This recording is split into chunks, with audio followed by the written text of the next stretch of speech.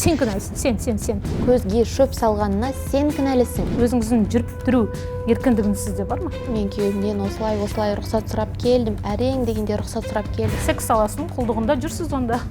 Ер адам қандай болу керек? Өте ауыр сұрақтардың бірі. Мен жүрегім қарсы айырылады, біз еркектерді жек көреміз. Мен таң қалдым сол кезде. Лесбиян әйел, ол да әйел. Жыныстық сауаттылықтың жоқтығынан олар білмейді. Ол не екенін? Мен бірақ қаһарман емеспін. Мен саған қалай қараймын, мен өзім білемін. Сіз өзіңіз әлі тұрмыс құрмадыңыз ғой, иә? Иә, еркектер бізге қажет емес. Өз-өзімнен ұяламын. Сұрақ қойыңызшы, неге? Ал жігіттерші? Миф па, аңыз ба, ертегі ме? Көп әйел алу деген дүниеге қалай қарайсыз? Сіз заңды бұзып тұрсыз. Ол неке емес, ол педофилия. Ол статья. Сені тастап кетеді, бұл сен ешкім емессің. Мен өте дөрекі тұрғыда айттым, бірақ солай қабылданады. Амансыз ба көрермен, бүгін біз кезекті сұхбатымызды назарларыңызға ұсынамыз. Бүгін біздің қонағымыз Фембике, гендерлік теңдік және гендерлік экономика бойынша сарапшы Әйгерім Құсайынқызы. Әйгерім ханым, қош келіпсіз. Қош көрдік. Сіздің бір сұхбатыңызда байқап қалдым, сізге қарсы аргумент айтылып жатыр да. Феминистер өздеріне керегін ғана алады, яғни өздеріне қолайлысын ғана алады. Мәселен, кейбір жағдайларда олар біз физикалық тұрғыда әлсізбіз деп қалады деген дүниені айтады. Мысалы, жалпы сіздің жеке көзқарасыңыз қалай? Ер адамның есік ашуы болмаса счет төлеуі деген сияқты. Осы жерде бізде жаңа жыныс пен гендердің түсінбеушілігі. Біз әйелдер тумысымыздан ол жынысымыз әйел болып тұрғандықтан біздің физиологиямыз, болмысымыз еркектерден әртүрлі. Және біз бұған дауласпаймыз. Бұған дауласудың қажеті жоқ, ол табиғаттың заңы. Біз ана болуға жаратылғанбыз, еркектер әке болуға, ол ана бола алмайды. Бірақ та мәселе мұнда есікті ашты, мен феминист болмай қалдым емес. Бұған байланысты менше әр әйелдің өзінің таңдауы болу керек. Бірақ та кейбіреу бізге айтады, міне феминистер сендер қаладыңдар ғой, ауыр пакетті өздерің көтеріңдер, автобуста сендерге ешкім орын бермейді, ауыр пакетті өздерің көтеріп жүре беріңдер, есікті өздерің ашыңдар.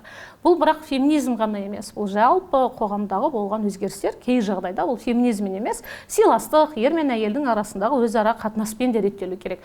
Феминистердің мақсаты есікті өзім ашып алам, пакетті өзім көтеріп алам болған жоқ қой. Әйелдердің, феминистердің негізгі мақсаты мен сайлауға еркекпен тең қатысайын. Мен де білім алайын. Мен де сен сияқты жұмыс жасағым келеді. Мен де сен сияқты шахтаға барғым келеді. Бірақ та ол менің құқықтық, экономикалық, саяси мақсаттарында күнделікті күйбелең тіршіліктегі тек қана пакет көтерумен шектеп қоймау керек. Одан да ол кеңірек ұғым екенін түсіну керек деп ойлаймын. Счетқа келетін болсақ, бұған байланысты маған көп қыздар жазады, ер азамат маған счет төлегені қаншалықты дұрыс деп. Бұған гендерлік экономистер екі түрлі жауап береді. Біреу айтады, меню деген сөз ол man and you деген сөз дейді. Ағылшынша man and you, еркек және сен. Яғни счетты кім төлейді? Еркек және сен. 50-50 төлейсің. Көптеген дамыған мемлекеттерде этиканың ережесі бойынша кім шақырды, сол төлейді. Немесе свидание болатын жағдайда шығыс жақтарда еркектер әйелдерге төлетпейді. Ол намысына тиеді. Мен шақырды, мен төлеймін. Бірақ та феминистердің кейбіреу айтады, дұрыс еркек төлесін, себебі менің жалақым төмен дейді. Мен экономикалық тұрғыдан әлсізбін. Әлемдегі миллиардерлердің барлығы 10 миллиардер болса, 18 еркек, сол үшін еркектер төлесін деп айтатын феминистер бар. Яғни мен солай өш алып жатырмын дейтіндер бар. Кейбір айтады, жоқ, мен қаржылық тұрғыдан өте тәуелсіз әйелмін, өз ақшамды, өз тамағымды өзім төлеймін. Бұл жағдайда әр әйелдің өзінің таңдауына құлақ асу керек сияқты. Кім қалай қалайды. Оған да менше мемлекет араласпайды ғой. Сіз свиданияға барған кезде счетты кім төлейді, дау болып қалса, оны Қазақстан Республикасының азаматтық кодексінің 16 бабымен қараңдар деп мемлекет айта алмайды. Ол жеке шаруа. Өзара шешу керек. Біз бірақ та қыздарға үнемі айтатынымыз, экономикалық тұрғыдан өз құқықтарыңызды біліңіздер. Розан Шырбаеваның жиі айтатыны, әйелдердің қаржылық тәуелсіздігі ол әйелдің жалпы біздің тәуелсіз сезіміне келеді. Сол үшін біз қыздарға айтамыз, өзіңнің ақшаң болсын, табылсың болсын. Біреуге тек қана күйеуіңе емес, ер азаматқа, ағаңа, әкеңе қаржылық тұрғыдан тәуелді болма. Сіз тәуелді болсаңыз, сізде таңдау құқығы болмайды. Сіз өзіңізді біреудің меншігі санауыңыз мүмкін. Сол үшін жалпы әйелдің эмансипациясы өзін еркін сезіну, өзінің қаражаты болуымен тікелей байланысты. Дәл сол Роза ханымның елге ұсынып жатқан ақпаратына қарама қайшы келетін психологтар айтып жүрген бір дүние бар. Әйел барлығын өзім жасаймын демеу керек. Ер адамың сенің бар жағдайын жасап беру үшін осыны жасауың керексің деген сияқты дүниелерді айтады. Ондай психологтарға сіздің көзқарасыңыз қандай? Меніңше ондай психологтар бізде сөз бостандығы, еркіндік бар. Қалағанын айта берсін, бірақ барлығы заң шеңберінде болса деп тілеймін. Мен барлық коучтардан, психологтардан феминистік күн тәртібін ұсыныңдар деп айта алмаймын. Өйтіп айту да орынсыз, себебі ол тікелей адам құқығына келіп тіреледі. Біріншіден, әйелдердің сыйлық алмаңдар деген мәселесі ол қалай айтылады? Мысалы, әйелдер ясама дегеннен шығады ғой, мысалы, өзім істей аламын, барлығын өзім істей аламын деген кезде айтады. Мүмкін сен барлығын өзім істей аламын деп жүрген кезде әйелдік нәзіктігінен арылып қалатын шығарсың. Әйелдер болмысы еркекке айналып кетті деген критика бар. Оған менше психологтар айтады, біз әйел болып жаратылғаннан кейін әйелдің өзінің рөлі бар, ол нәзік болу керек. Ясама деп айтатын болса, ол әйелдік энергетикасын жоғалтып алады деген сөзді мен ең жиі естимін, психологтар айтады. Еркектің табысы әйелдің нәзіктігіне байланысты деген сияқты. Бұндай коучтарға мен сұрағым, бұл ғылыми негізделген бе? Бұл дәлелденген бе? Жоқ. Ғылыми әйелдің энергетикасы деген ұғым жоқ.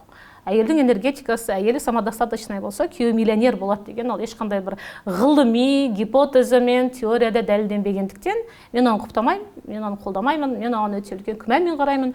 Бірақ та үйтіп айтып жататын психологтар меніңше өзінің аудиториясын табады және уақыт өте келе олар да сейіледі, өзгереді, пікірлерін өзгертеді деп ойлаймын. Материалдық тұрғыдан әйелге күйеуі немесе әкесі жауапты деп айтып жатады ғой. Оны меніңше тура осы пікірді шығаратын біз имамдар деп ойлаймын. Мысалы, Алланың алдында әйел үшін әкесі жауап береді, тұрмысқа шыққанша, тұрмыстан шыққаннан күйеуі деген. Бірақ осы жерде ұмытпау керек, исламның ең жақсы бір феминистік тұрғысы, әйелдің табысы әйелінікі, күйеуінің табысының ортақ. Имамдар бірақ оны көп жағдайда айтпайды. Неге? Неге дәл сол тұрғысынан айтпайды?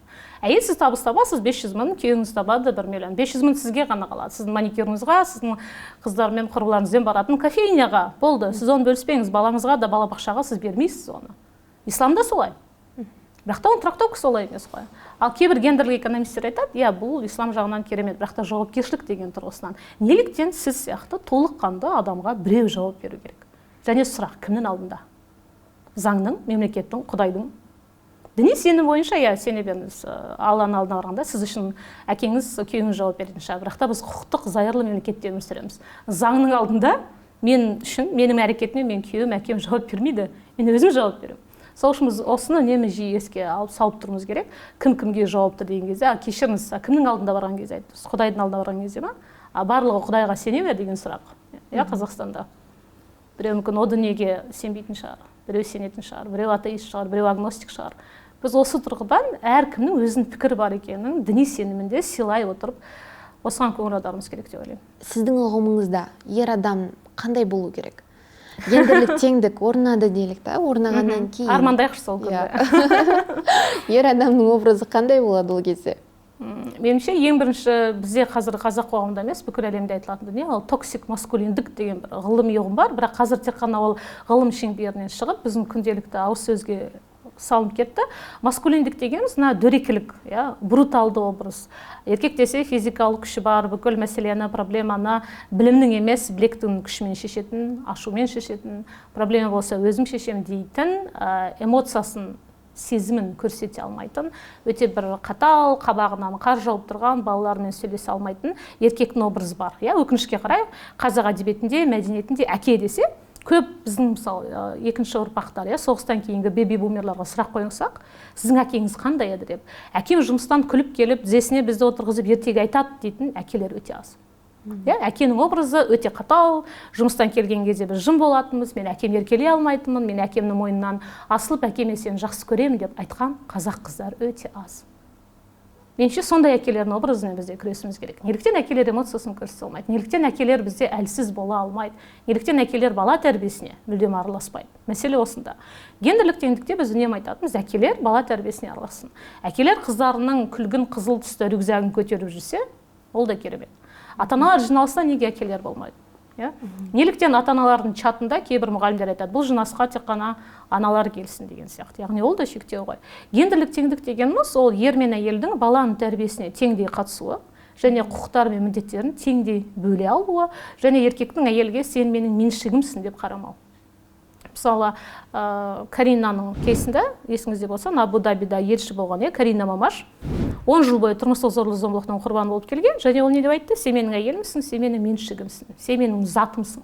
Мен саған қалай қарай? Мен өзім білемін. Сен саған кезінде қалың малымды төледім, сен менің әйелімсің, сен менің затымсың. Міне осы көзқарастан біз арылуымыз керек. Ол неге сіздің затыңыз? Ол сіздің сүйіп қосылған, сіздің теңіңіз емес пе? Сіздің өмірлік серігіңіз. Сіздер ерлі зайыптысыздар. Осындай көзқарас болған жағдайда менің меншігім емес, менің теңім, менің таңдауымсың, менің өмірлік серігімсің деп көзқарастағы еркектер көбейген жағдайда біз гендерлік теңдікке тезірек жетеміз деп ойлаймын. Қазақта керемет сөз бар, тең теңімен, тезек қабымен деген. Бірақ та теңдік деген сөз ол тек қана отбасыда емес, жалпы әйел адамға бала туатын, балаңыздың анасы, анаңыздың келіні деп қана қарамау. Сіздің өмірлік серігіңіз толыққанды өмірдің, қоғамның барлық саласында, саясатта болсын, экономикада болсын, мәдениетте болсын. Меніңше қазақ қоғам біз оған жете аламыз. Сол қоғамға жету үшін бізге бір ақштың, Германияның, Жапонияның үлгісі қажет емес. Қазақ қоғамының өзінде мәдени дәстүрінде тең қарау бізде болды. Дәл соған кейде жиі оралып тұру керек, дәстүрлерімізді ескіргенін ұмытып, жаңалығын қайта жадымызда жаңғыртып тұрмыз керек деп ойлаймын. Жаңа айтып жатырсыз ғой, қазақта тең теңімен деген сөз бар деп. Сол қазақта әйел еркектен бір сат төмен тұру керек дегенде сөз бар. Өкінішке қарай. Жалпы бір саты төмен деген сөз қазақ қоғамында біз этимологиясы қайдан шықты деп қарайтын болса, ол көп жерде дінге келеді. Құдай бірінші еркекті жаратыпты, алтыншы күні әйелді жаратыпты, әйелді еркектің қабырғасынан жаратыпты, сол үшін қисық, оны түзетем десең ол сынып кетеді деген көзқарастар неден пайда болды. Оның шығу тегі жалпы дінде жатыр. Біз теңбіз деген сөзді мен айтамын, қоғамдық салада, экономикада, мәдениетте түсіндіретін келсек, сіздер қашан қалай тең боласыздар? Сен менің қабырғамнан жаратылсаң деп шығады. Сонда менде сұрақ. Қабырғамнан жаратылған кім айтты? Миф па, аңыз ба, ертегі ме? Мен үшін адам мен еркек пен әйел тең жаратылған. Себебі Қазақстан Республикасының Конституциясының 14-ші бабы маған солай деп айтады. Ал мен құқықтық мемлекетте тұрғандықтан конституциямен жүруге тырысамын. Әлбетте күлкілі, себебі қазақтар үшін кейде конституцияда маңызды дүние бар. Тәрбие, мәдениет, дін, дәстүр, әлеумет деген сияқты. Сол үшін дәл осы кезде біз үнемі айтуымыз керек, мен сенен бір саты төмен емеспін, мен сенен теңмін. Қай жағынан тең? Физиологиялық жағынан мен сен сияқты 50 килограммды оңай көтере алмауым мүмкін, бірақ та сен де бала туа алмайсың. Бірақ та біздің теңдігіміз сол әлеуметте, мәдениетте. Бір саты төмен деп қарау, меніңше еркектің өзінің төмендігі деп ойлаймын, өзінің әлсіздігі деп ойлаймын. Себебі кез келген өзіне сенімді толыққанды еркек өзінің қасында да серігінің толыққанды өзімен тең болғанын қалайды. Өзіне сенімсіз еркектер ғана әйелдердің сен бір саты төменсің, сен қабырғамнан жаратылғансың, сен ақымақтаусың деп қарайды деп ойлаймын. Бұрын қалың мал деген дүние қатты дау болатын еді ғой. Қазір мақырға көштік. Оған көзқарасыңыз қалай сіздің? Жалпы тарихты тағы да еске салғым келеді. Қазақстан Республикасының КССР-ның 1921 жылы 4 қаңтарда шыққан указы бойынша қалың малға тыйым салынған. Қалың малмен күрескен тек қана әйелдер болған жоқ. Бүкіл алашордалықтар, қазақ зиялы қоғамы сол кезде айтты. 1905 жылы, 1907 жылы Семейде болған, сол кездегі Ордабасыда, Орынборда болған жиындарда қазақ зиялы өкілі айтып жүрді. 1903-5 жылдан бастап қалың мал болмайды, қалың малмен күресейік, қалың мал қазақ әйелдерінің құқығын бұзу деп айтты. Қалың мал жоққа шығарылды. 1921 жылы 4 қаңтарда негізі сол күн қазақ әйелдері үшін 8 наурызға пара-пар қазақ әйелінің еркіндігі күні деп тойланды. Себебі көп әйел алуға тыйым салынды, қалың малға тыйым салынды. Және қалың малды төлеген үшін ол жақта КСР-ның қылмыстық кодексі жаза болды. Әлбетте ол баптар жұмыс жасаған жоқ, себебі ол заңды көп қазақ ауылдары біздің дәстүрімізге қайшы жасалған, бізге қастандықпен жасалған Мәскеуден келген заң деп қабылдады. Себебі оны түсіндіру керек еді. Қалың мал деген не? Қалың мал дәстүрде сүт ақы, той малы, ата-анасына берілетін сыйлықтар қазақ дәстүрінде болды, және ол қандай мақсатпен болды? Экономикалық тұрғыдан ол әйелдің жүгі. Әйел жат жұртқа барған кезде ол тезірек бейімделіп кету үшін өзінің ыдысы, өзінің көрпесі болғанын қалады. Яғни керемет астарында психология жатыр. Қалың мал ол тек қана материалдық өлшем емес. Жат жұрттық, қызды жат жұрттық дейтін қазақ қоғамы философиялық тұрғыдан әйелдің психологиясын солай керемет берген. Сен қанша километр жерден келген ауылға барсаң да, сен жат екенді сезінбейсің. Себебі сенің анаңның саған тігіп берген көрпесін көресің де, үйде жүрмін деп есептейсің. Өз ыдысыңды көресің де, сағынышыңды басасың. Бірақ та біз қалың малды қазір олай трактовать етіп жүрген жоқпыз ғой. Қалың малды біз әйелді сату, немесе әр өңірдің бір суммасы бар, неше миллион. Тіпті облыстар бөлінеді. Бізде қалың мал жоқ дейтін облыстар бар. Біздің облыстың қыздары қалың мал минимум 1 миллионнан басталады дейтін облыстар бар. Бұның материалданып кетуі ол қазақ қоғамының капитализмге өтуімен де тікелей байланысты. Біз капиталистік қоғамбыз, және қалың малды көп жағдайда ол тойға жіберетін шығын, қызды өсірген үшін ата-анасына айтылатын бір материалдық алғыс деп айтамыз. Бірақ та дәл қазіргі таңда меніңше қалың малдың мақсаты өзгерді. Меніңше бұл әйелдің құқығын шектеу. себебі әйел зат емес сатылатын. Бірақ та егер тарихи мақсатына келетін болсақ, жүгі, ол жақсы мақсатта қолданылсын. Бірақ та қалың мал төлеп алдым деген сөз, сіз зат емессіз. Ал махрға келетін болсақ, біріншіден бұл араб сөзі ғой. Бұны біз қазақ қоғамының арабизациялануымен байланыстырамыз.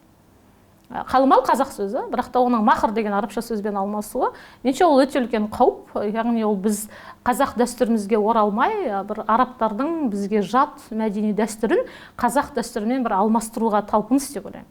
Неге махр дейді? Кейбіреуіне әдемі естілетін шығар, бірақ та өзінде баламасы бар ғой қалың мал деген сөз. Неге оны біз махр деп атамыз? Біз қазақпыз ғой, біз араб емеспіз, біз ешқашан араб болған жоқпыз, бізде қазақы ислам болды, бізде дәстүрлі ислам болды, бізде ханафи мазхабы болды. Бірақ та махрды айтқан кезде біз үнемі осыған жүктеуіміз керек деп ойлаймын. Тіпті бізден сәлемдесуіміз бар, ассалаумағалейкум деп, ол арабша. Ал қазақтар армысыздар деп амандасқан. Яғни бізде осындай арабша сөздер жиі еніп кетті, күнделікті қозғалып, мысалы, машалла, иншалланы да көп жиі айтады. Мен тіпті кейде студенттерден естимін. Жақсыға бар айтсам, машалла дейді, өте қызық реакцияда болып қалам, мен қалай реакция білдіруім керек деген сияқты. Соның өзінен бір қазақ қоғамның, біз тек қана бір түрік қазақ емес, қазіргі таңда бір араб елінің элементтері біздің күнделікті дәстүрімізге сіңіп келе жатқанын көру керек. Біреу оны қауіптер, біреу оны мүмкіндіктер, бірақ та маған ол араб сөздерін келтіру ұнамайды. Біз дәл қазір қазақ тілінің популяризациясымен айналысуымыз керек. Қазақ сөздерін, көне әдеби сөздер бізде жеткілікті. Неге соларды қолданбасқа? Десе де қазір хиджабтағы қазақ қыздар көп қой. Процентпен шыққанда қалай боларын білмеймін, бірақ та көшеге шыққан күннің өзінде де меніңше көптігін байқауға болатын сияқты. Хиджабта жүріп, гендерлік теңдіктің сақталуы мүмкін бе? Өте ауыр сұрақтардың бірі. Көп рахмет. Орамалға байланысты келетін болсақ, хиджаб қазақшасы орамал ғой. Кейбір хиджаб киетін қыздар ойымен келіспейді, ол орамал емес деп айтады. Себебі қазақтардың орамал тағуы басқаша болған. Жалпы қазақ келіні ақ орамал таққанда, келін болып түскен кезде оны шаш көрініп тұрған. Ал хиджаб бұл жалпы шашты жабу керек, Құрандағы сүреге сәйкес, әурет жерлердің барлығын жабу керек деген. Меніңше дәл қазір Қазақстанда бізде 51,4% әйел бар дейік. Соның нешеуі хиджаб киеді деген сұраққа меніңше біз жауап бере алмаймыз. Пайызбен болсын, санмен болсын, оны зерттеу мүмкін емес, ғылыми тұрғыдан, және ол жеке басты сұрау көп жағдайда. Хиджаб кию мен ең біріншіден феминист ретінде ол әйелдердің таңдауы деп қараймын. Сөз еркін. Себебі феминизмнің екінші толқынның ұрандарын бірі «Мое тело, мое дело» дейді. Менің тәнім, мен не істеймін, өзім білемін. Бірақ та көп жағдайда мемлекет әйелдің тәнін әйелдің меншігі деп есептемейді. Ол бала тууға арналған, демографияны өсіруге арналған, қалың мал төлегеннен кейін еркектің меншігі болып табылатын репродуктивті зат деп қарайтындар бар. Мен өте дөрекі тұрғыда айттым, бірақ солай қабылданады. Ал мен бірақ мектептегі хиджабқа қарсымын. Мен жеке көзқарасым. Себебі мен білемін, тарихты өте жақсы, және талиптер мен Иран бізден ауыстырған жоқ. Сол үшін мен қорқытаймын. 80-ші жылғы Иранның жағдайына келіп қалмаймыз ба деп. Сол үшін мен қалайтын едім, Қазақстан Республикасы мектептерінде дәл қазіргідей зайырлық сақталып, 18 жасқа толғанша мектепте униформа болу керек, униформада хиджаб болмау керек. Ал 18-ге толғаннан кейін қыз бала көшеде хиджабпен жүре ме, бикинимен жүре ме, ол өз еркі, ол өзі білу керек, мемлекет оған араласпау керек. Бірақ өкінішке қарай Тәжікстанда заң қабылданды. 5 мамырда мемлекеттік органдарда мектепте хиджаб кигендерге айыппұл салады. Бірінші мәрте айыппұл, екінші мәрте айыппұл, үшінші мәрте қамайды. Өзбекстанда да қазір сақалға айыппұл сала бастады, қысқа балақты аяқтарға және хиджабқа қарсы өте үлкен тенденция орталық Азия мемлекеттерінде басталды. Мен қорқынышым, бұл тенденция бізге де келеді. Ерте ме кеш пе 1-2 жылдың ішінде меніңше Қазақстанда да бір сондай норма пайда болады, және ол әлбетте гендерлік теңдікке теріс әсер етеді. Себебі гендерлік теңдік деген сөз әйел өз қалауын жасау керек. Мемлекет оның құқығын бұзбау керек. Мен қандай киім кием? Мен мемлекеттен сұрамауым керек. Мемлекет маған айтады, хиджаб киме, біз зайырлы мемлекетпіз дейді. Бірақ зайырлы мемлекет деген сөз мен қалаған киімді кию, қалаған дінге, қалаған құдайыма сену. Осы демократия, осы адам құқығы. Конституцияда жазылған. Бірақ Тәжікстан не деп айтады? Біз демократиялы елміз, біз бірақ та зайырлы елміз, және зайырлы елде дәстүрлі тәжік киімі ғана болу керек. Хиджаб тәжіктердің киімі емес деп ақталып отыр. Яғни оларда қазір хиджабқа қарсы өте үлкен заңға мен сыни көзқараспен қараймын, бірақ Қазақстанда қауіп бар. Хиджаб киетін әйелдердің көбеюі, немесе әйелдерге қарсы мынандай тенденция болды, блогерлар ақшаға келді екен, кейін шешіп кетіпті деген. Меніңше ол да өз еркі. Оны кез келген еркек меніңше сынауға хақысы жоқ. Көп әйел алу деген дүниеге қалай қарайсыз? Ол заңсыз әрекет. Мен заңгер ретінде Қазақстан Республикасы неке және отбасы кодексіне сәйкес бізде неке ер мен әйелдің арасындағы одақ деп аталады. Бізде екінші неке танылмайды. Болды. Бірақ өте қызық дүние осы жерде басталады. Екінші некеге имам некесін қиған кезде имамды біз жазалаймыз ба? Жоқ. Бірақ заң бойынша 2017 жылдан бастап имамдар екінші некені қимасы үшін, екінші неке деген ұғым жоқ, ол заңсыз неке деп атайықшы, әр некенің өзінің атын, ол әділет министрлігіне неке туралы куәлікті көрсету керек. Неке туралы куәлік сіз екінші некені тіркей алмайсыз, бірінші некемен ажырасуыңыз керек. Неке туралы куәлік болмаса, имам екінші некені қия алмайды. Бірақ та имамдар кей жағдайда былай айтуы мүмкін. Иә, ол зайырлы мемлекеттің заңы, мен Құдай алдындағы міндетімді орындаймын, екінші некеңізді қиып бердім. Ол имамдарды біз әлі жазалай алмай отырмыз. Ол имамдарға ешқандай әкімшілік қылмыстық жаза жоқ. Сол үшін біз осымен күресе алмай келе жатырмыз ғой әлі күнге дейін. Қазақстанда әлеуметтік желіде бұл өте көп айтылады. Көп әйелдік мәселе, тіпті білеміз, кейбір депутаттар шығып айтты, мен 3 әйелім бар, 4 әйелім бар деп айтты. Сіз заңды бұзып тұрсыз. Екінші, үшінші некеде туған балалар заңсыз туған балалар. Ол сіздің фамилияңызды айта алмайды. Некесіз туған. Иә, олар некесіз туған бала болып саналады. Олар ертең мұрагерлікке таласа алмайды. Бірақ та біз өте қызық кейс, қазір Болат Назарбаевтың сот процесінде қанша бала оның мұрасына таласып жатыр. Оның барлығы бір некеден туған бала емес қой.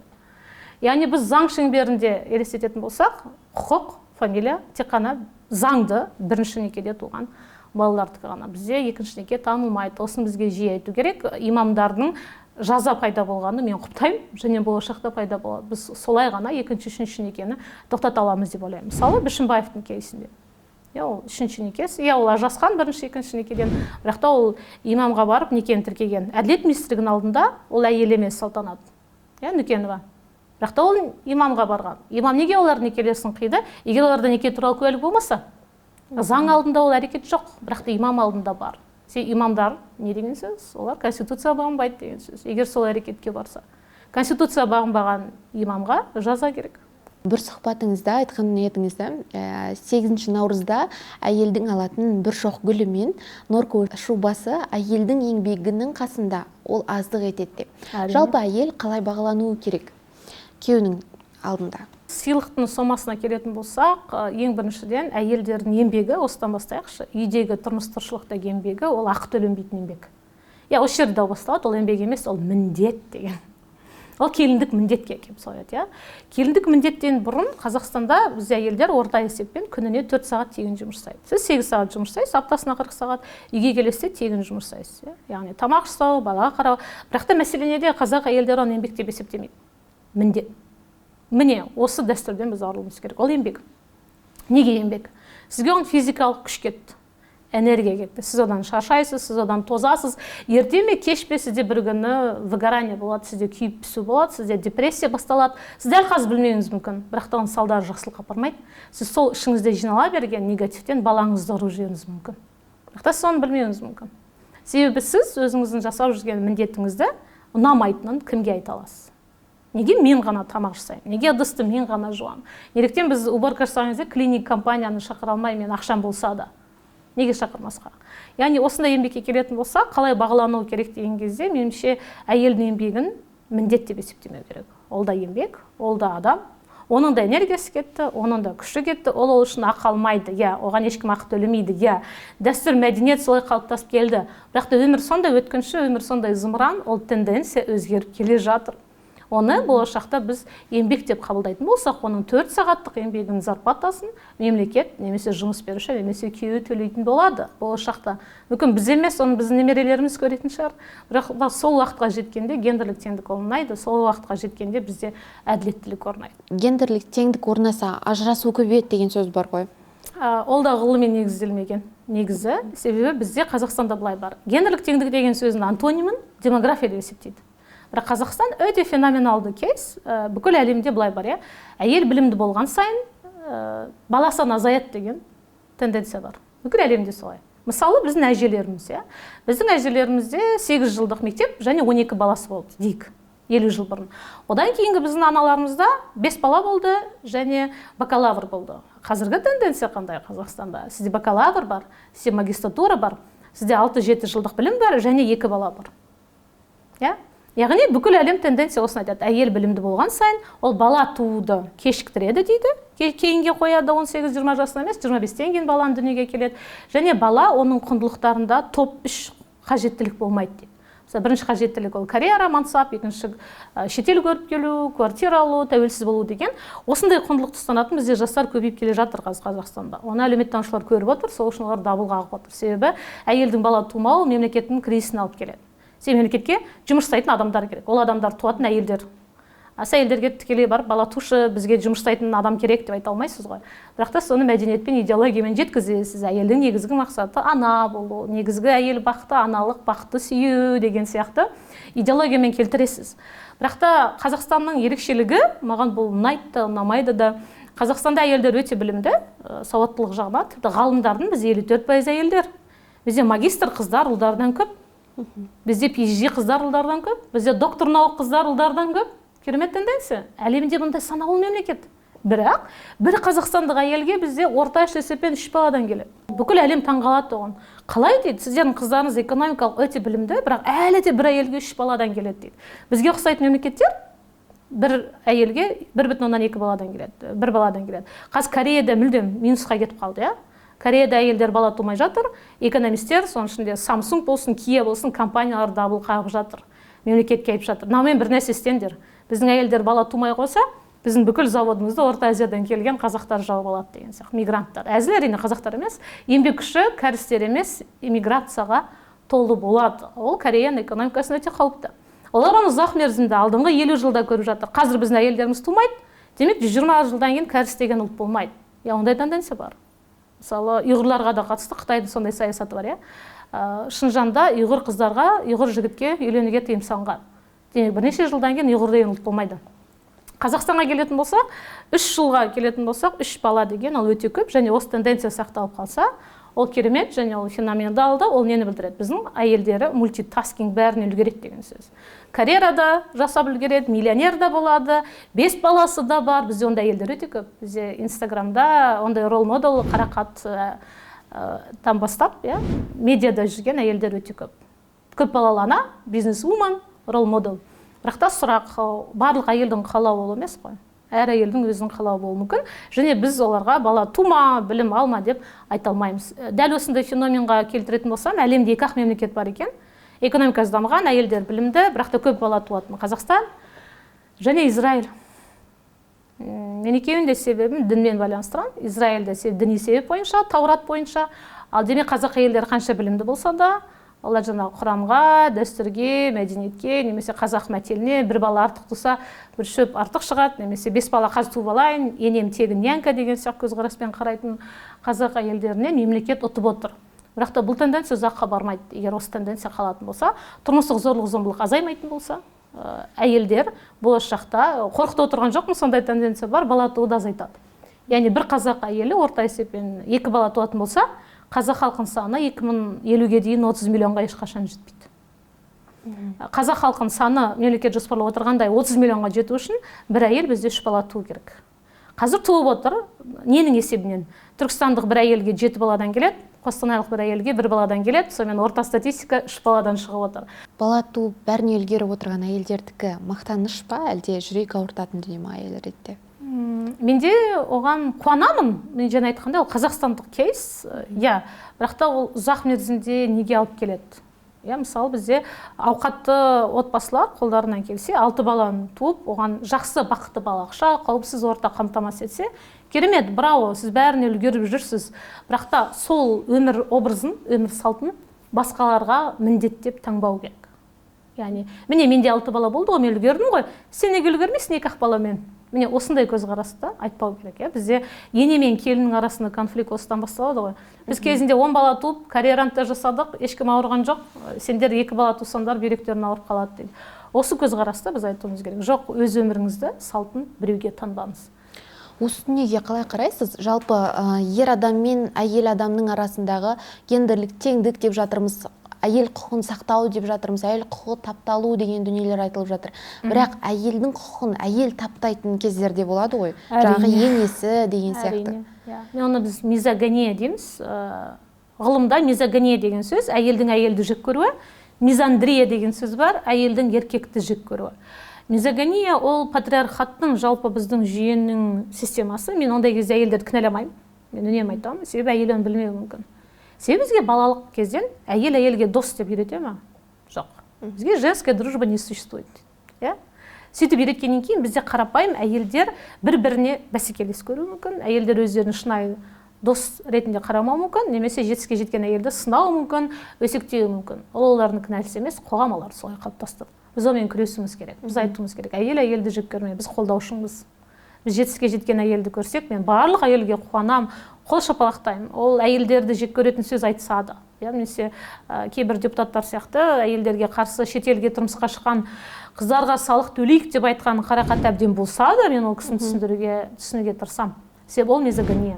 Қазіргі таңда тұрмыс құруға асықпайтын, үйленуге асықпайтын жігіттер көп. Тұрмыс құруға асықпайтын қыздар үйленуге асықпайтын. Ондай қызық тенденция бар. Мен өзім таңғалғам. Сенесіз, Қазақстан Республикасында жыл сайын орташа отбасы құру жасы жарияланып тұрады.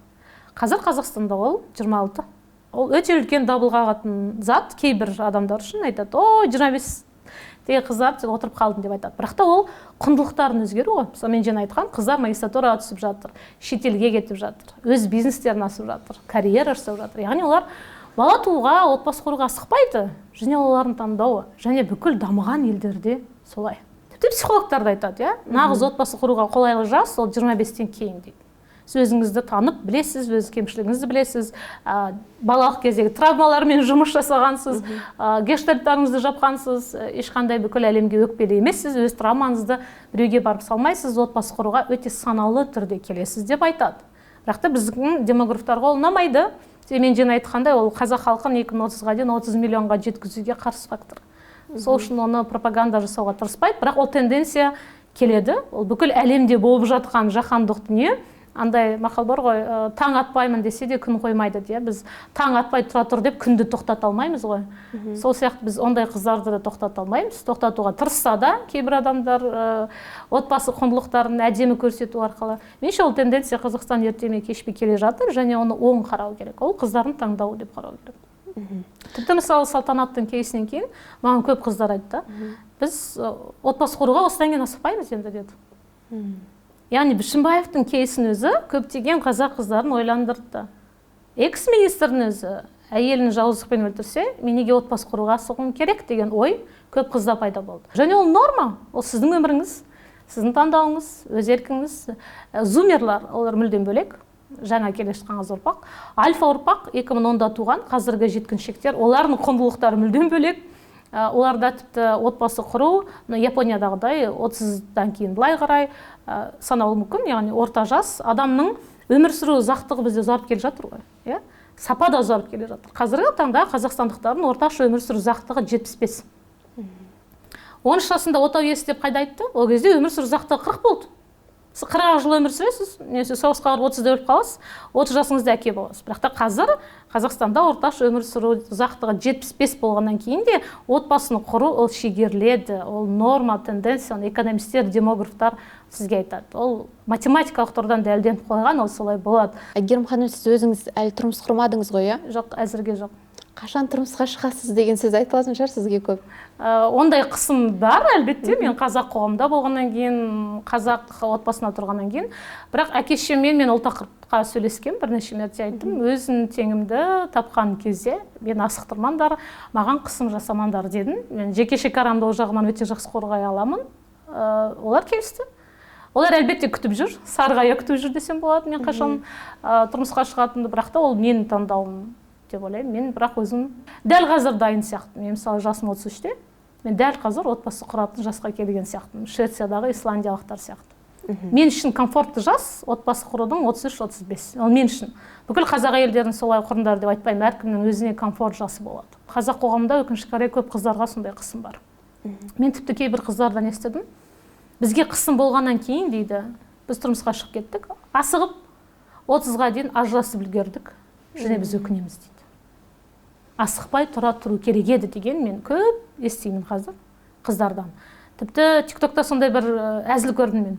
Егер сен 30-ға дейін тұрмысқа шықпасаң, сен бірінші разводыңды бастан кешірдің деп есепте деген. Өте үлкен трагедия деп ойлаймын. яғни бізде ұлдарға да қыздарға да қысым бар. 25-тен кейін отырып қалдым деген сөз бар, кәрі қыз деген сөз бар. Ол hate speech, ол өшпенділік тіл деп ойлаймын. Отбасы құру өте үлкен жауапкершілік қой. Сіз отбасы құрған кезде ажырасамын деп құрмайсыз. Бірақ та сізде қоғам тұрғысынан қысым болғандықтан тезірек үйлен деп, олар үйленуі мүмкін, кейін конфликтті шеше алмай ажырасып кетуі мүмкін. Бізде меніңше ажырасудың Қазақстандағы себептерінің бірі қоғамдық қысым деп ойлаймын. Сіздің образыңыздағы, сіздің қиялыңыздағы жігіт қалай болады? Мына қағидалар біздің отбасыда міндетті түрде сақталуы керек дейтін сізде түсініктер бар ма? Иә, әрине бар. Меніңше кез келген қазақ қызында өзінде уиш-листінде өзінің теңіне қойған талаптары бар шығар. Біреудікі төлеген, біреудікі Бекежанның форматына келетін дейінші.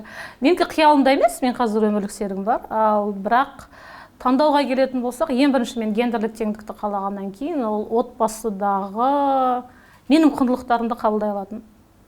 Мен оның құндылықтарын қабылдай алатын. Және біз отбасы құрсақ та әркім өз шекарасын қорғай алатын қарым-қатынас болу керек деп ойлаймын. Яғни ол мен оның меншігіне айналып кетпеу. Менше 30-дан кейін отбасы құрғандарда ондай проблема болмайды деп ойлаймын. Себебі әркімнің өзінің мені бар.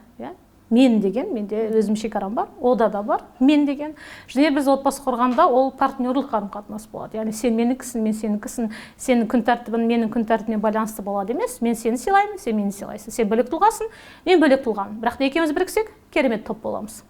Менше осындай көзқарас болу керек. Сен бөлексің, мен бөлекпін. Және екі жарты деген сөз де маған ұнамайды. Екі жарты бір бүтін деген сөз бүкіл тойда айтады ғой қазақтардың. Соған байланысты өткен жолы Зира апам, Зира Наурызбай керемет түсіндіріп өтті. Екі жарты деген сөз ол ажырасқандарға айтылады негізі. Ажырасқандар екінші неке құрған кезде айтады: сендер жарты болып қалдыңдар, себебі сенің бірінші жартың қайтыс болып кетті. Сол үшін екі жарты қосылып бір бүтін болыңдар деп айтады. Ол бірінші мәрте неке құратындарға қатысты айтылатын сөз емес. Яғни біз жарты емеспіз. Әр адам толыққанды тұлға. Және оған жартыны біреудің іздеудің қажеті жоқ, біз бәріміз толықпыз. Көбісі ойлайды, феминистер бүкіл қазақ еркектерін жоққа шығарады деп. Жоқ, мен қуанамын. Ондай қазақ еркектер бар, және болашақта көбейеді, яғни қыздарын сыйлай алатын, жетістікке жеткен еркектің артында бір әйел тұрады деген сөзбен мен келіспеймін. Артында тұрмайды, ол үнемі алдында тұрады, ол анасы, ол мұғалима. Көп жағдайда біз сол әйелдерді ұмытып кетеміз. Сол үшін артында тұрмаңыздар, себебі кез келген жетістікке жеткен әйелдің артында еркектер деп айтпайды. Бірақ та соны маған өткен жыл бір құрмайды да. Кез келген жетістікке жеткен әйелдің артында не ажырасқан неке, не бір өте үлкен травма тұрады дейді Қазақстанда. Мен ондай болған қаламас едім. Иә, ондай тенденция өте көп. Ажырасқаннан кейін миллионер болып кету. Яғни жетістікке жеткен әйелдің артында бір өте үлкен драма тұр. Сол тенденцияны бұзуымыз керек. Сіз неге жетістікке жету үшін міндетті түрде бір қайғылы оқиғаны басыңыздан кешуіңіз керек? Неге сол үшін ажырасуыңыз керексіз? Сіз неге карьерадағы жетістіктер үшін қандай да бір құрбандыққа баруыңыз керексіз? Ол құрбандыққа бармай шешуге болады ғой. Меніңше сондай кейстер көбірек болсын деп есептеймін. Жалпылама айттыңыз ғой жаңа. Үйде тамақты бірге істеу деген сияқты. Әрине, ол бөлісу керек деп ойлаймын. Тегін жасалатын жұмыстарын сіздер қалай бөлісесіздер? 50% ақы сұрайсыз ба?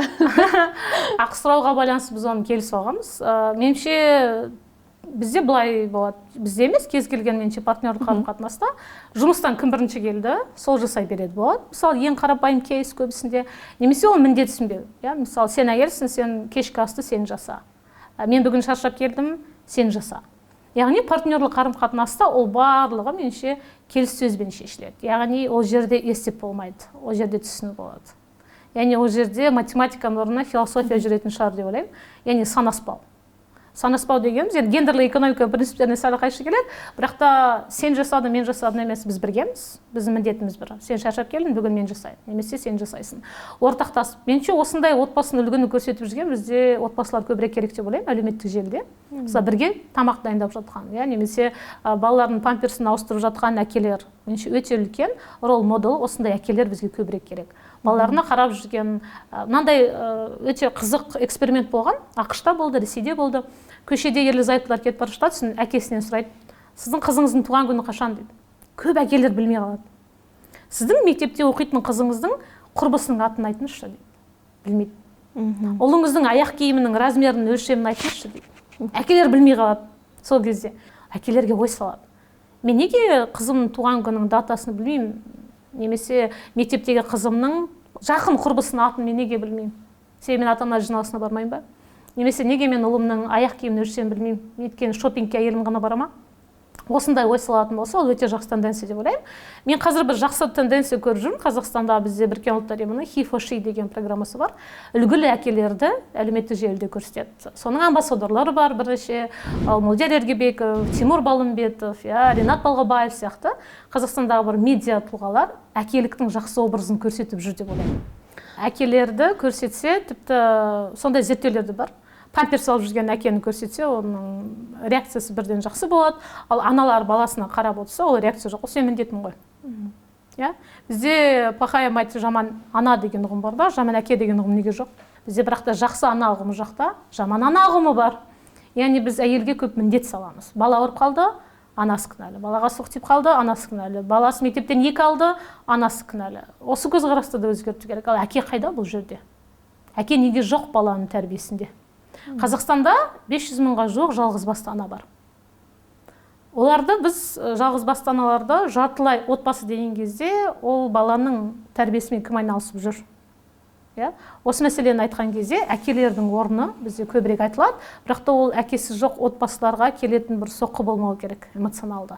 Мен осы да кейде екінші таяғын айтқым келеді. Себебі толыққанды отбасының пропагандасы деген кезде ол кейде әкесі жоқ отбасыларға ол триггер болуы мүмкін. Әкесі жоқ балаларға ол травма болуы мүмкін.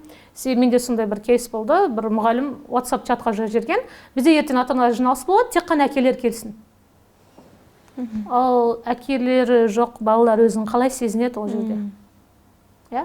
Ол да жаңа педагогика, психологияның дүниесі. Әкелерді батыр қылдыру дәл қазір бізге қажет. Сондай әкелер аз.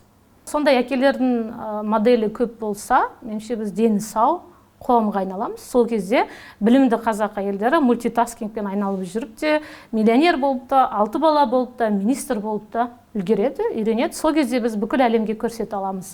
Қазақ әйелі деген сөз, ол жай ғана күйеуі өлгеннен кейін кирдан ашуланып басын кесіп алған батыр әйел ғана емес. Ол миллионер, 6 баласы бар, министр әйел болады, және ол қазақ әйелдері. Мен сондай образды қазақ әйеліне танылғанын қалайтын едім. Экс-министрдің қолынан өлген қазақ әйелі салтанат деп емес. Себебі былтыр қайғылы жағдайда Қазақстан деген кезде мен осы мәселе бойынша Женеваға, Польшаға барып келдім. Тұрмыстық зорлық-зомбылық бойынша біз халықаралық үлкен мінберлерден осы кейсті айттық. Біраз мамандар Бішімбаевтың сотын көріпті. Және қазақ әйелі қандай деген кезде оларда бірнеше жылға ол салтанат деген образ қалыптасып қалуы мүмкін. Қазақ әйелі кім? Ол өте әдемі қазақ қызы, білімді, министрдің 3-ші әйелі болып тұрмысқа шыққан, және соның қолынан өлген байқұс қазақ әйелі. Біз енді осы образды жойымен жұмыс жасауымыз керек. Жоқ, бүкіл қазақ әйелдері салтанат емес, біз салтанат болмаймыз, біз Бішімбаевтардың алдын аламыз, біз бәріне үлгереміз, бізді заң қорғайды. Бізді күйеуіміз өлтіретін деңгейге біз жетпейміз. Біз оған рұқсат бермейміз. Біз неге онда білімдіміз? Біз неге онда магистратурада оқыдық? Біз неге PhD-да оқыдық онда? Сол үшін осындай тенденциямен күресіп, қазақ әйелінің образы қандай деген кезде осыны көрсету керек деп ойлаймын. Барлығына үлгере алатын, бірақ та барлығына үлгергеннен кейін ол ертең психиатрдың кабинетінде жылап отыратын әйел болмау керек деп ойлаймын. Яғни эмоциясында шығарып отыр керек. Себебі мен түсінемін, қазақ қоғамы одан бір уақытта жақсы ана, жақсы ене, жақсы әйел, жақсы маман болуды қалайды. Ол универсальный солдаттарға да біз ондай талап қоймаймыз. Роботқа да біз ондай талап қойсақ, команда беріп, робот күлетін шығар, бұны ешкім орындай алмайды деп. Бірақ қазақ әйелдері роботты орындай алмайтын дүниені орындап жүр қазір. Сол үшін менше жасанды интеллект ешқашан қазақ әйелінің образын баса алмайды. Осы тұрғыдан келгенде. Отбасылық қарым-қатынастың негізі әйелге байланысты деп есептейтін психологтардан бөлек сексологтар да бар. Қазақтың сексологтар өте көп екен, әлеуметтік желіде мен таң қалдым. Дәл осы біріншіден мен қазақ тілді сексологтардың көбейгеніне қуанамын. Себебі бұл табу тақырып. Табу деген тақырып айтылмайтын, айтылса ол дұрыс емес болып табылатын, ұят саналатын тақырып еді. Осыдан бір 7-8 жыл бұрын әлеуметтік желіде мен құрбым болатын, Анель Ресми деген. Сол кезде ең алғаш қазақ тілінде сексолог туралы айта бастаған кезде оған хейт болды. Ол өзі хиджабта. Айтатын, сен қалай қазақша хиджабта кимепте оқып сексология туралы қазақша айтасың деп оның дайректі жарылатын. Сол кезде ол маған күлетін. қалайшы, мен өзім білемін ғой деген сияқты. Бірақ та қазір сондай сексологтардың көбейгені біріншіден бір стереотипті сындыру деп ойлаймын. Яғни қазақ тілінде секс туралы айтуға болады, ол норма. Екіншіден, ол жердегі міндеттеу және әйелге келмеу керек, иә. Неге сексологқа тек қана әйел болу керек? Себебі сенің мақсатың не? Сенің күйеуіңнің сенен жас басқа қызға кетіп қалмасы үшін сен наны білуің керек деген көзқарас, міне проблема осында. Яғни сенің мақсатың, бүкіл мақсатың күйеуіңнің жасырақ әйелге кетіп қалмасын деген мақсат болса, ол мақсат дұрыс емес, оны өзгерту керек деп ойлаймын. Ондай психологтар өте қауіпті. Яғни сіз өзіңізді әлі құлмын деп есептеңіз. Тек қана 21 ғасырда өкінішке қарай секс саласының құлдығында жүрсіз онда. Психологтардың да, сексологтардың да өте көп пайдаланатын маркетинг әдісі осы изменамен айтып шақырады ғой өздеріне. Неге онда измена деген тақырып әйелді ғана толғандыру керек деп ойлайсыз? Себебі кінәлайды әйелді ғой бірінші кезекте біздің қоғам. Ажырасқан жағдайда, ал осы жағдайға келетін болсақ, измена тақырыбы ең өтетін тақырып. Жалпы тұрмыстық тақырыпта, отбасы тақырыбында ең жақсы сатылатын тақырып қой. Ол қарым-қатынас деген тақырып, ол үнемі жақсы сатылады. Соның ішінде махаббат тақырыбы ең жақсы сатылады. Неліктен Голливудтар, кинематографистер барлығы мелодрама түсіреді? Махаббат туралы кино ол мәңгі. Кез келген кинодан махаббат тақырыбын алып тастаңызшы, Титаниктің өзінен махаббатты алып тастаңызшы, жай ғана айсбергке соғылған кеме. Ол киноны ешкім көрмеседі. Махаббатты қостық, Джейк пен Роуз, керемет, Оскар алған кино. Яғни ол психологияда бар. Кез келген сатылатын дүниенің арасында эмоция бірге сатылады. Ол махаббат. Ал сексологтар да осы кезде эмоцияны сатып отыр. Қандай эмоцияны сатып отыр? Қорқынышты. Сен күйеуің сені тастап кетеді, бұл сен ешкім емессің, күйеуің тастап кетеді. Ең сорақысы, тастап кеткені үшін көзге шөп салғанына сен кінәлісің. Себебі сен осындай халатпен жүрдің. Үстіңнен майдың иісі шығып жүрді. Осылай өзгеру керек еді. Осындай сериал бар емес па, ютубта «Жасыл нәскемет»? Сериал бар, Баян Мақсатқызы ойнайтын, қателеспесем Түпсана немесе «Жасыл нәски» деп аталады. Сол кино турасында көрсетеді, яғни әйел ажырасқысы келеді, бірақ та бір коучқа барса, коуч айтады: сенің орнында мен күйеуім болса, мен де ажырасатын едім, неге өзіңе қарамайсың? Яғни бұл жерде тағы да виктимизация, әйелді кінәлі етіп көрсету. Неге біз еркектерден іздемейміз? Себебі әйелді кінәлау оңай, әлсізді кінәлау оңай. Біздің қоғам барлық жағдайда әйелді құрбандыққа шалуға жеңіл. Ол Анна Каренина да сөйтті, романның соңында пойыздың астына кімді түсірді? Анна Каренинаны түсірді. Шыған белгісінде кімді өлтірді? Шығаны өлтірді. Қорғансыздың күнде кім өлді? Қыз өлді. Яғни бүкіл әдебиет мәдениетте қыз өзін құрбандыққа шалуға бізді мына жерде программамыз солай тұр. Сен кінәлісің, сен. Трагедия болды ма? Сен кінәлісің. Ажырастың ба? Сен кінәлісің. Күйеуің саған кетіп қарамады, кетіп қалды. Неге? Сен өзіне прическа жасамайсың, өзіңді күтпейсің, психологқа, сексологқа ешқашан бармағансың, сен жаман әйелсің. Бірақ та еркектің талаптарын көрейікші. Еркек бірінші сұрақтан ақ жауап бермейді ғой Қазақстанда, стандарттарға сәйкес келмейді ғой. Сол үшін осындай стереотиптермен де күресу керек деп ойлаймын. Неге әйел өзін кінәлі сезіну керек? Меніңше қазақ әйелдері шкала бойынша 100 балдық шкаладан 100 мен үшін. Еркектер өкінішке қарай 65-70 менің шкаламда. Орташа статистиканы алатын болсақ, неліктен әйел өзі еркектен білімді, ақылды, әдемі бола тұра, неге өзін кінәлайды? Жеме-жемге келген кезде. Себебі қоғам оның миына сондай код салып қойған. Сен кінәлісің. Өзіңнен ізде проблеманы. Жәнегі сериал өте қауіпті сериал болды. Таңғалғанда енді ол көптеген біраз блогерлардың бет әлпетін, бет пердесін көрсетті деп ойлаймын. Жәнегі әйелдерге сондай тренингті сатады. Сондай блогерлер білеміз, көп екенін, кімдер екенін де білеміз. Олар сөйтіп айтады: сен ақылды болсаң, ажыраспа. Күйеуің сенен кетіп қалмасы үшін тренингке бар, өз-өзіңді күт, маникюр жасат.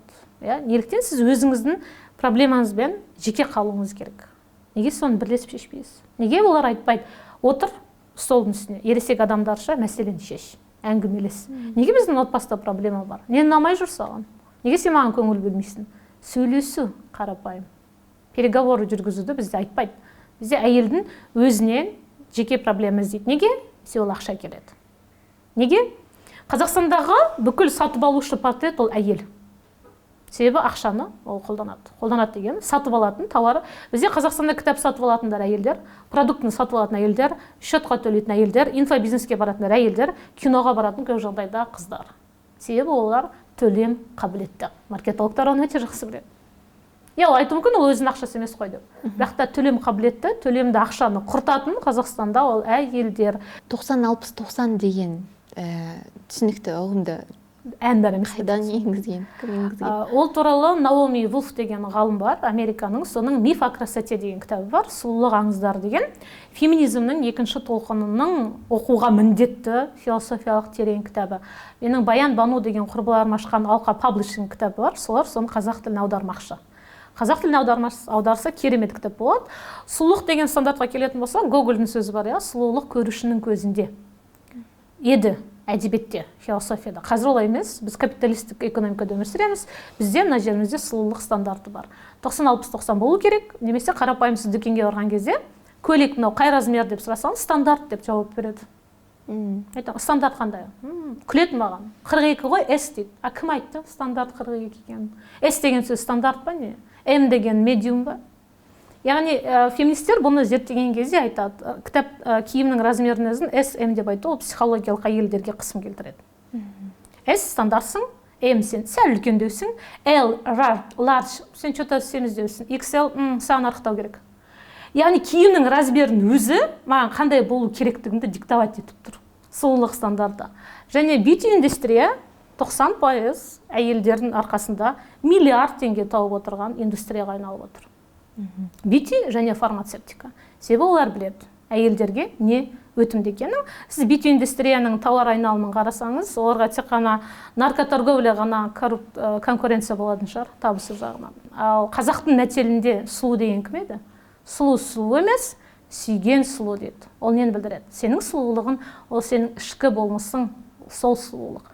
Ол сұлулықты біз көбінесе айтпаймыз, себебі бізді по одежке встречают и по одежке провожают. По уму провожать деген келіспеймін. Бізді по одежке встречает, по одежке провожает. Сіз қандай брендпен киініп келдіңіз, сіздің киіміңіз қандай, солай қабылдайды. Және оған біз кінәлі емес, біз өкінішке қарай қоғам солай қалыптасып қалды. Оны бұзу үшін, боди-позитив, фәт-шеймингпен күресу үшін бізге өте көп уақыт керек. Яғни мен мейкапсыз жұмысқа бара аламын ба? Мысалы, қанша пайыз қазақ қызы ертең жұмысқа мейкапсыз бара алады? Немесе қанша пайыз қазақ қызы жазда депиляциясыз жүре алады? Олар үшін өте үлкен батылдық, себебі қоғам оны сынайды. Мысалы, менде өзімде қызық жағдай болды. Канадада оқып жүрген кезде, енді қазақстандық бізде азиялық сұлулық стандарттары бөлек қой. Біз өкшемен жүреміз, каблукпен, боянбай жұмысқа бармаймыз. Мен бір жұмысқа, сабаққа каблукпен, боянып, мейкаппен барып едім. Маған бәрі, бүгін театрға барасың ба деді. Жоқ десем, сен театрға баратын сияқты киініп келіпсің бүгін дейді. Жоқ, бізде Қазақстанда қыздар күнде осындай мейкаппен, осындай уқожын, осындай киіммен жұмысқа барады десем, не деген азап мынау дейді. Олар оны азап көреді. Мысалы, мен канадалық, америкалық коллегаларым айтады, сен сонда таңертең ұйқыңды бұзып, жарты сағат айнаның алдында осы мейкапқа уақытыңды құртасың. Не үшін? Олардың көзқарасы сондай. Біздің қыздар, біздің деген азиялықтар оны құрбандық деп есептемейді ғой. Ол қоғамның менен күтетін сұрағына жай ғана жауабы. Және ол Инстаграм мен ТикТоктағы бьюти-блогерлер арқылы одан сайын күшейіп жатыр деп ойлаймын. Жақсы, әйелдер сұлулық біздің ішімізде деп есептесін делік. Ал жігіттер ше? Жігіттер олай ойлау үшін. Жігіттер көзмен сүйеді, әйелдер құлағымен сүйеді дейді ғой. Көзмен емес, асқазанмен. Тура осы жерге келетін болсақ, меніңше қазақстандық сұлу стандарты бар. Ол ешкімге ұқсамайтын қазақстандық сұлу стандарты бар. Ол басқа елмен салыстыруға да келмейді. Тіпті Еуропа тұрмақ, Азиямен де салыстыруға келмейді. Ол мен бүкіл қазақ қыздарында бүгіннен бастап өздеріне қарамаңдар сұлулық іште деп айтпаймын. Біріншіден ол сіздің таңдауыңыз. Бірақ еркектердің сұлулық стандартына келсек, олардың талғамы бар, қалыптасып қалған. Яғни қазақ қыздың шашы ұзын болу керек, арық болу керек, шашы düzі болу керек, кератинный выпрямлениеден өткен, 2D кірпігі болу керек, татуаж қасы болу керек, ерні болу керек. Қалыптасқан ғой қазір. Вип-казашка деген ұғым сол, яғни ол картина. Сонда сұрақ, яғни оларда бір сұлулық картинасы бар, миында тұрған. Ол ешқандай да әдебиетте айтылатын Зере әже, Айғаным емес, ол вип-казашканың картинасы болғандықтан, ол сол картинаға сәйкес әйелді іздеуі мүмкін. Бірақ та ол меніңше ұзаққа бармайды, себебі сұлулық ол тек қана конфеттің қорабы сияқты. Меніңше сұлулық мазмұнмен толтырылу керек. Тек қана сұлулық болатын болса, ол сіздің өмірлігіңіз серіңіз болса, сіз ерте ме кеш пе меніңше одан жалығасыз. Сұлулық мазмұнсыз болса, ол сұлулық емес деп ойлаймын. Ал қыздар акцент қою керек сол мазмұнға. Мазмұн деген оның білімі, ішкі жан дүниесі, талғамы, хоббиі, қызығушылықтары, құндылығы, өмірлік мақсаты, міне мазмұн форма. ондай біздің қыздар да жеткілікті. Әйел құқығын феминистер қорғап жатыр ғой, сол сияқты ер адамдардың құқығын қорғайтындарды сексистер деп атаймыз ба? Жоқ. Сексист, негізі феминист деген сөздің антонимі сексист деп мен бір сұхбатта айтып қалған. Яғни гендерлік теңдікті қолдайтын феминист, қолдамайтындар сексист. Ер азаматтардың құқығын қорғайтын ер азаматтардың көбейгенін мен қолдаймын. Өте қатты қолдаймын. Абьюзер әйелдер де бар ғой. Абьюзер әйелдер бар, бірақ та оларды абьюзер еткен кім деген сұрақ менде. Мысалы бізде Әннәс деген депутат, ауыл партиясына айтты ғой, әйелдердің тілі ұзын деді. Сұрақ. Ұзын қылдырған кім? Осы философиялық сұрақты біз қоюымыз керек. Міне феминизм. Әйелдер шыдамсыз болса, декреттегі депрессияда жүрсе сұрақ. Оған жеткізген кім? Декреттегі депрессия ол зерттелмеген тақырыптардың бірі. Бізде тіпті қазақ әйелдері постдекретный депрессия деп мойындамайды. Ол норма деп қабылдайды. Бірақ ол депрессия. Тура осындай еркектердің, меніңше қазақ еркектердің проблемасы өте көп. Соның бірі лудомания Қазақстанда, және суицид, армиядағы әлімжеттік. Мен қазақ еркектерінің осы мәселені айтатын еркектердің көбейгенін қалайтын едім. Қазақ еркегі деген образ бойынша сен эмоцияны көрсете алмайсың, сен жылай алмайсың, сен әлсіз бола алмайсың, сен жақсы әке боласың, бірақ та сен тікелей эфирде отырып, Құдай берген сияқты ковид кезінде жылады ғой ол. Ол кезде бәрі оны күлкі қылдырды. Неге жылап отырсың? Ковид кезінде ол скорый помощь келмей тұрған кезде экранға жылады. Мен сол кезде ойладым, қазақ еркегінің тікелей эфирде отырып жылауы ол жақсы.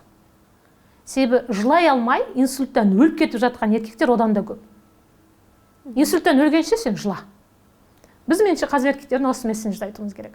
Себебі шынымен қазақ еркектерінің өлім себептерінің ішінде инсульт бар. Неге? Эмоциясын көрсете алмайды. Себебі қазақ қоғамы оған да қысым жасайды. Сен еркексің, сен жылама, сен еркексің, семьяңды асыра, сен еркексің, армияға бар, сен еркексің, сен мықты бол. Мен армияға барғым келмесе, мен табысым төмен болса, мен эмоциямды ешкім көтермесе, мен барамын да суицид жасаймын, өкінішке қарай. Және Қазақстанда мен жинайтын суицид жасайтын адамның портреті ол еркек. Енді неге біз қазақ еркектердің өмірін солай құнсыздандыруымыз керек? Армияда бізде өте көп жігіттер өліп жатыр. Мен үнемі айтам, армиядағы бір жас жігіттің табытының қайтып келуі, ол қазақ қоғамының трагедиясы деп ойлаймын. Себебі тағы да бір мақал бар, отанын сатқан опасыз дейміз. Бірақ дәл осы жағдайда, меніңше отан баласын сатып тұр. Неге біз отанды жазғырмаймыз? Неге біз бір жақты қараймыз бәріне? Мен отан қорғау кеттім 20 жасымда армияға, бірақ та менің табытымды қайтарды. Проблема ғой, проблема. Неге оны ұлдар айтпайды? Неге оны армиядағы жігіттер айтпайды? Айта алмайды себебі. Айтса оған айтады, не әлсізсің ба, не маманькин сыночексің ба, не шыдай алмайсың ба, не бір-ақ жылы армияға. Ой, қазір армия детсад қой дейді. Көрдіңіз ба? Ол еркектердің эмоциясын құнсыздандыру ғой. Біз осындай күйге жетуіміз керек. Гендерлік теңдік дегеніміз осы. Біз еркектердің де мәселесі бар екенін мойындаймыз. Біз ортақпыз сізбен. Мен қазақ еркектерінің инсульттан өлгенін қаламаймын. Мен қазақ еркектері лудоманияға барып суицид жасап жатқан көргенде мен жүрегім қарс айырылады. Бірақ та ол проблеманы шешу үшін біз не істеп жатырмыз? Қазақ еркектер неге лудоманияның құрбаны болып қалды? Неге бәрі курьерлер, наркоторговецтер қазір түрмеде қаптап кетті? Бізде өте көп жас жігіттер 18-20 жасар курьер болған үшін, кура болған үшін 10 жыл срок алып түрмеде отыр. Неге оны басқа қазақ еркектер айтпайды көріп жүрген? Мен солардың айтқанын күтемін, мен күтіп жүрмін. Мен әйел ретінде оны айта алмаймын, себебі мен олардың тәжірибесін түсінбеймін ғой. Мен бірақ олардың айтқанын қалайтын едім. Олардың да арасынан еркек мәселесін айғайлап айтатын 7 майда да 8 март сияқты марш болғанын қалайтын едім. Мен армияға бармаймын, себебі армия мені өлтіреді деген лозунг болғаны мен қалайтын едім. Мен әкем темекі 30 жыл шекті, рактан қайтыс болды 52 жасында, пенсиясына жетпей деп айтатын ұлдардың көбейгенін қалайтын едім. Себебі бізде 49 жаста қайтыс болатын қазақ еркектер өте көп. Бірақ та оны зерттеп жатқан кім бар? Гендерлік зерттеу осы туралы. Еркектердің қайғысына ортақтаса білу, оларға да орын беру, айту, және мен оларды үнемі тыңдауға дайынмын, бірақ түсінем, оларға да сәл уақыт керек шығар, бір мұз жарғыш, 1-2 адам керек шығар айтатын. Бізде де тыңдандар, бізде де эмоция бар, біз де жылай аламыз, біз ғасырлар бойы жылай алмай келдік, бірақ бізде де тыңдандар. Тыңдаймыз, бірге проблеманы шешеміз.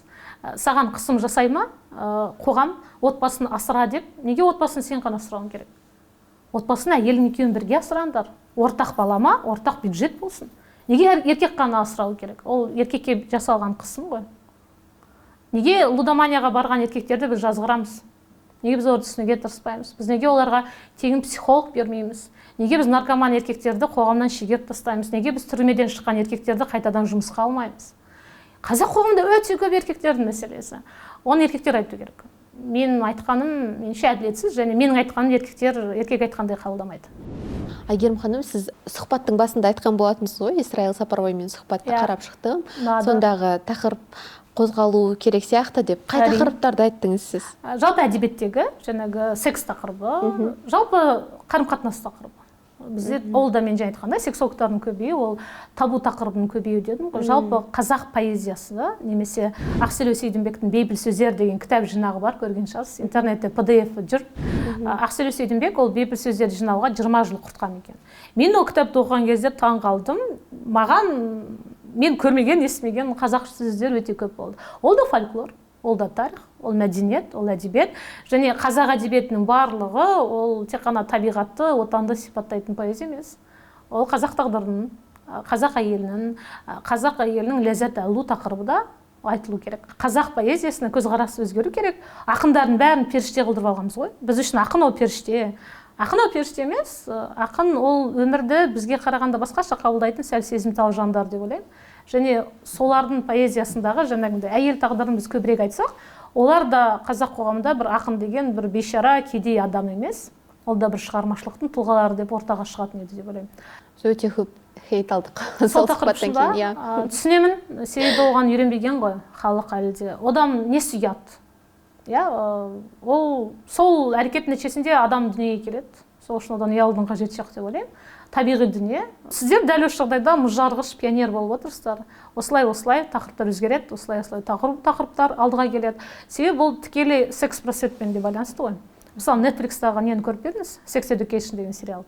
Жоқ, көрмеппін. Жастардың ішінде өте терең, көп көрілген, популярный сериал. 3 сезонын көргем. Ол жердегі тақырып барлығы айтады. Мысалы, Секс в большом городе деген сериал. Біз мектеп кезінде жүрген кезде болатын еді, мектепте, телевизорда. Сағат түнгі 11-де болатын. Мен ойлайтын, бұл бір ересектер көруге арналған кино шығар деп, өз-өзінен ұялатын. Мен ана сериалдың атынан ұялатын. Бірақ та кейін ол сериалды көрсеңіз, Секс в большом городе ол секс туралы емес. Ол 4 ересек әйелдің достығы жайлы. Яғни, секс деген сөзге де көзқарас бізді өзгеру керек. Секс деген ол діни сауаттылық. Біз секс туралы көп айтсақ, мүмкін кешегі семейдегідей мұсырға тастап кеткен балалар азаятын шығар. Аборт жасау азаятын шығар. Мүмкін. Немесе ерте неке азаятын шығар. Жыныстық сауаттылықтың жоқтығынан олар білмейді. Ол не екенін. Сол үшін біз оны көбірек айтуымыз керек. ЮНИСЕФ-тің зерттеуі бойынша 2020-да ол 16 жас болған. Қазір ол 15,2 жас. Біз осыдан кейін барып, ойбай, қазақ жастары құрып жатыр деп айтамыз. Мүмкін соны түсіндіруден бастайтын шығармыз. Ол сауаттылық қарапайым. Ол сенің денсаулығың. Осыдан кейін бізде ерте некелер көбейіп жатыр. Осыдан кейін бізде 16 жасында ана болған балалар көбейіп жатыр. Мен 16 жасар қызды ана демеймін, ол бала. Мен үшін ол бала. Заң бойынша да бала. 18 жасқа дейін ол бала, ол келін емес. Ресми статистика бойынша бізде 1% дейді ерте неке. Бір зерттеу айтады, ол 7% дейді. Ерте неке дегеніміз 14 пен 18 жас арасында неке құрғандардың саны. Мен кеше Инстаграмнан көріп қалдым. 2010 жылғылар үйленіп жатыр дейді. Айтам, тұра тұрыңдар, 2010 жылғылар 14 жасар балалар, ол неке емес, ол педофилия. Ол статья. Педофилия үшін қазір өмір бақи бас бостандығынан айырыласың. Яғни бізге осыны айту керек. Міне сауатсыздық. Қалай 2010-дағылар үйленеді? Ол педофилия болып саналады. Сіз 14 жаста үйлене алмайсыз. Қазақстанда неке құру жасы 18, бірақ жүктілік туралы анықтама болса 16. Болды. 14, 12, 13 ол неке емес, ол педофилия. Біз осыны көбірек айтуымыз керек. Сол рилс маған шығып қалған кезде мен шок болдым. Әдейі кіріп комментарияларды оқысам, елдер құттықтап жатыр. Бақытты болсын, ағыраман құтты болсын дейді. 2010 жыл қызға.